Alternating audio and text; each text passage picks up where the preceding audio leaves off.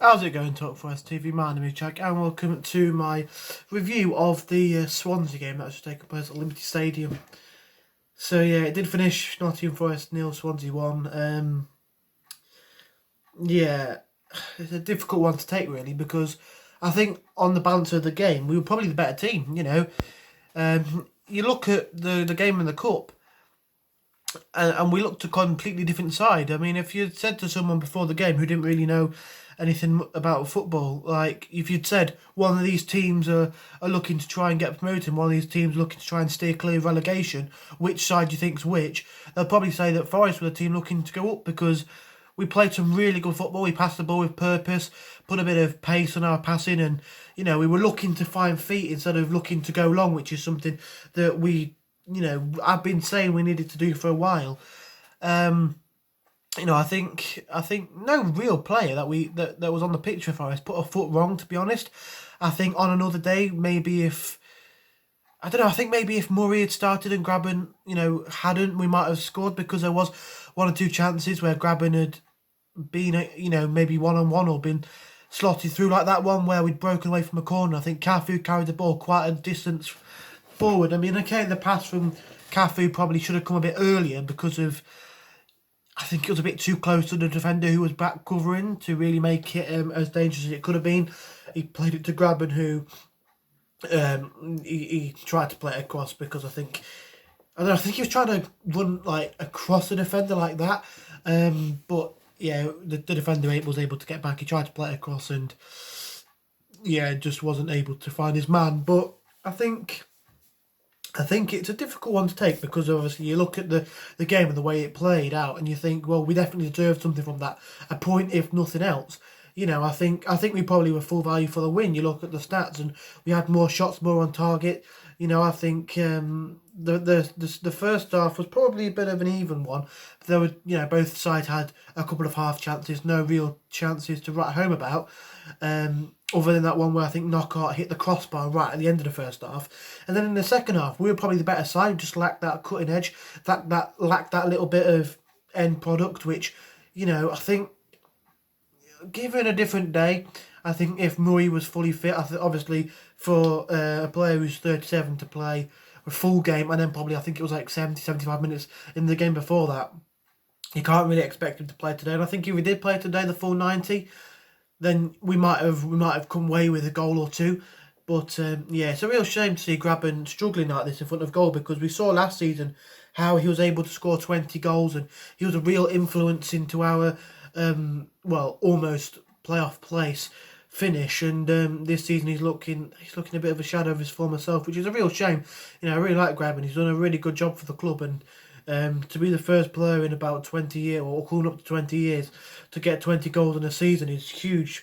But you know, I think maybe it's just an off season. He'll go again next year.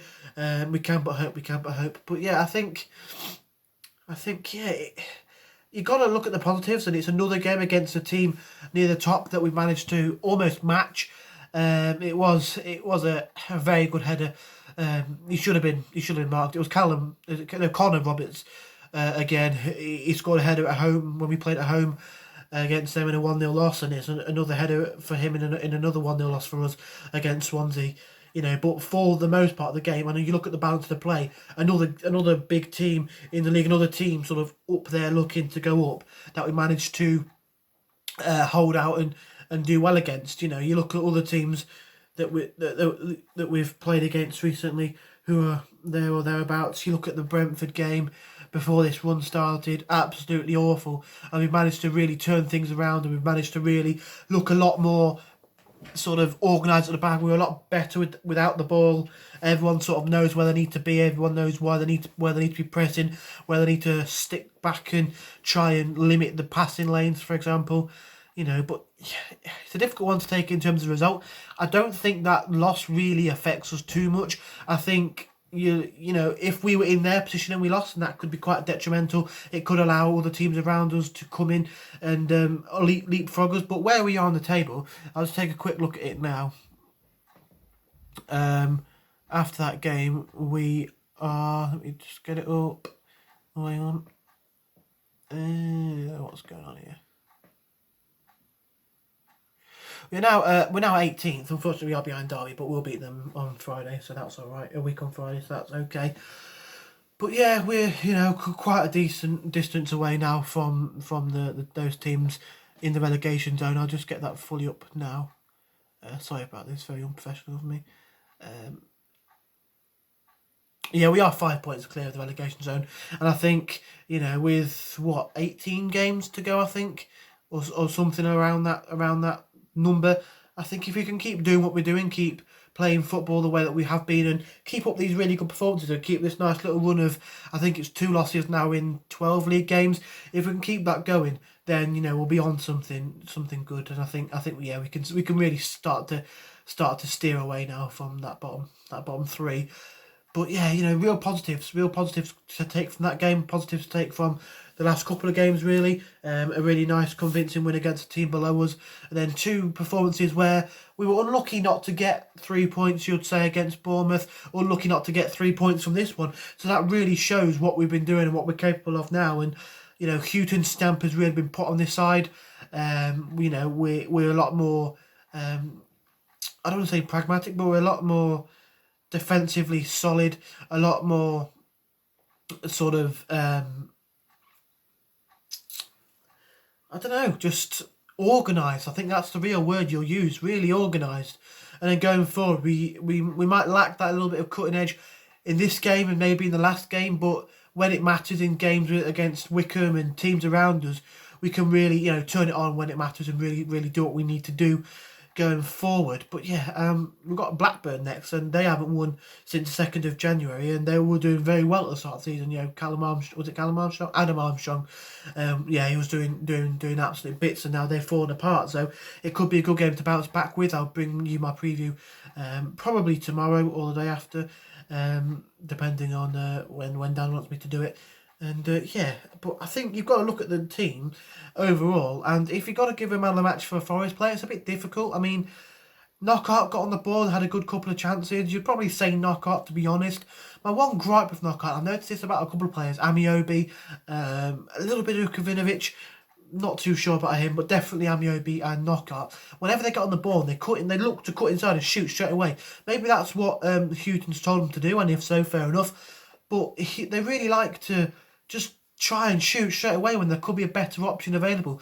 Like they could maybe lay it off or look for the overlap, but they like to try and take the glory for themselves. And sometimes when that works, it's absolutely sensational and you get what you deserve.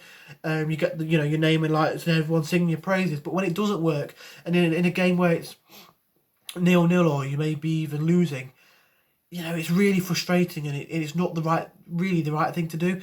But obviously, like I say, if that is what Hughes said to do, then fair play. Do it by all means.